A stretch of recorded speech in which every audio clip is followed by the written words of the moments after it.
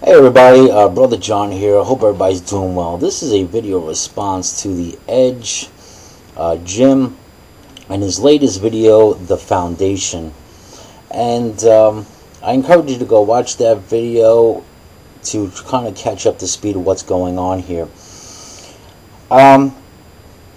His video was really in response to Jordan, Religion Free Deist, who was telling Jim and Christians out there that the foundation of Christianity is built upon the Old Testament, and specifically the prophecies and the prophets of the Old Testament that the New Testament writers use to support the claims of Messiah and deity of Jesus Christ. Now, Jim, what you're trying to do is take the Old Testament out and not use those very prophecies that the New Testament writers were using to help support their claims for Jesus Christ. So it's something you just can't do. It's like saying you're going to discount your parents for having any kind of influence, biologically, psychologically, emotionally, for the influence of who you are now. So you just can't do that.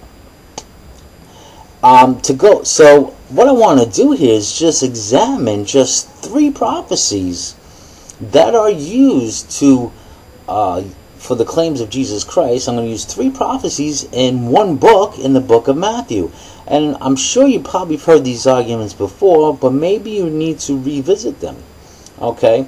Now you have in Matthew chapter 1 verses 20 and 21, and it states that, and while he thought of these things, behold, the angel of the Lord appeared to him in a dream, that's Joseph, saying, Joseph, thou son of David, fear not to take unto thee Mary thy wife, for that which is conceived in her is of the Holy Ghost, and he shall bring forth a son, and call his name Jesus, for he shall save his people from their sins.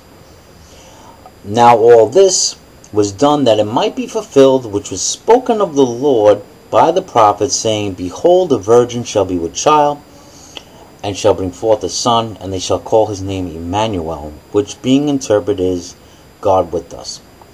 And besides the fact that they didn't even name the child Emmanuel, they named him Jesus, we are supposed to rely on a dream, nonetheless, that Joseph had where the angel appeared. I always wonder why the angel just didn't appear to Joseph. Why did it have to be a dream? And who was around to get this story from Joseph? You know, so the reliability of the dream itself is in question. But if we go to the prophecy that this is pointing to, which is in Isaiah chapter 7,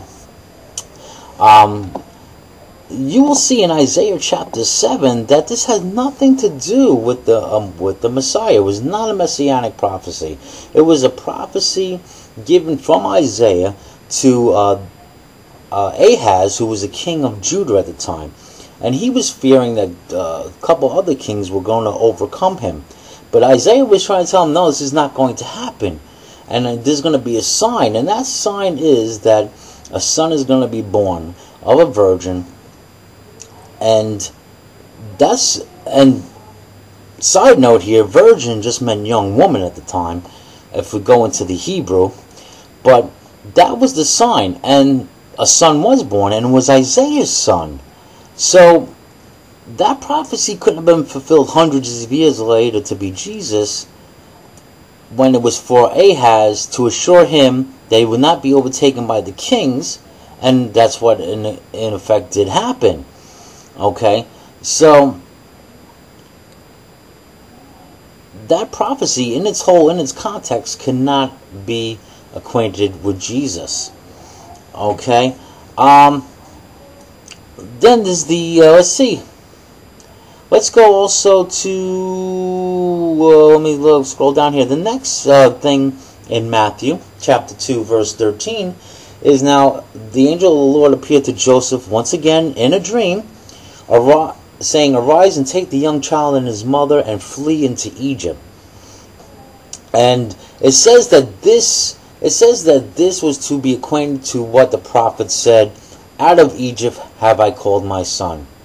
Now, if we look at Hosea chapter 11, verse 1, where that saying comes from, and what they're attributing that the words of Hosea to be to Jesus as a prophet, if you look at it in context, it says the words are, "When Israel was a child, then I loved him and called my son out of Egypt.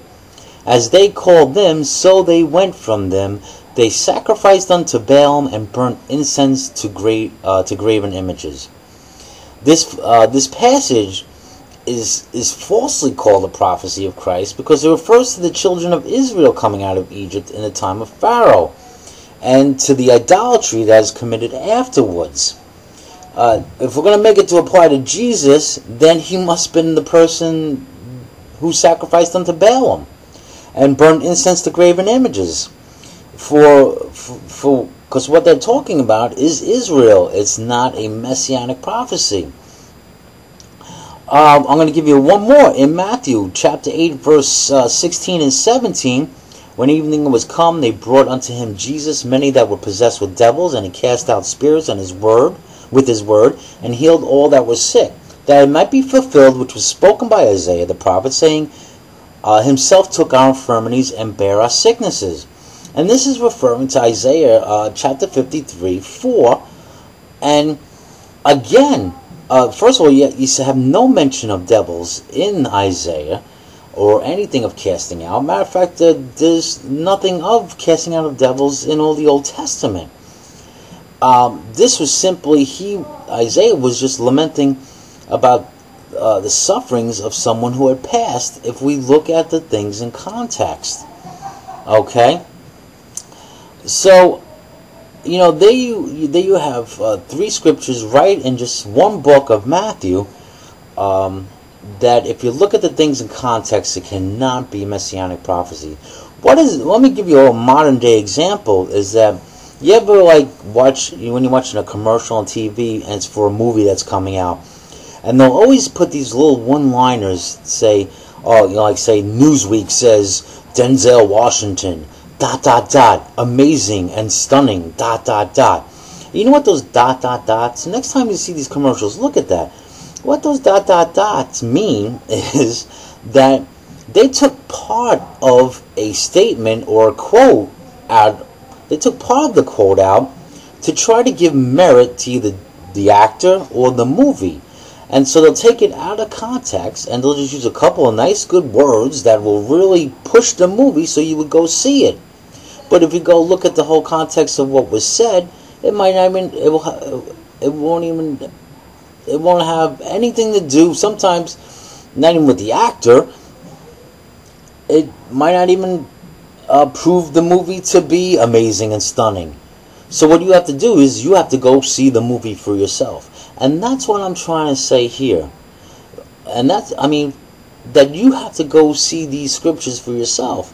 And the attempt here of the writers of these manuscripts, because it's not Matthew.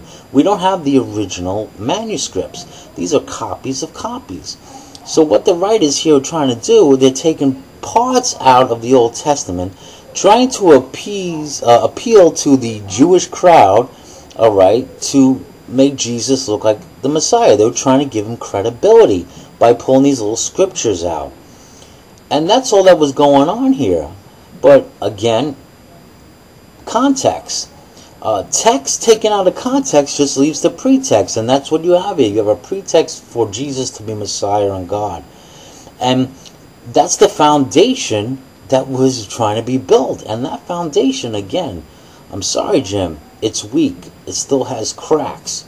And you cannot discount the Old Testament and the prophets, because this is the very thing that the writers were using to try to support their claims for a Messiah, or for some who would say that he is God, for Jesus to be God now.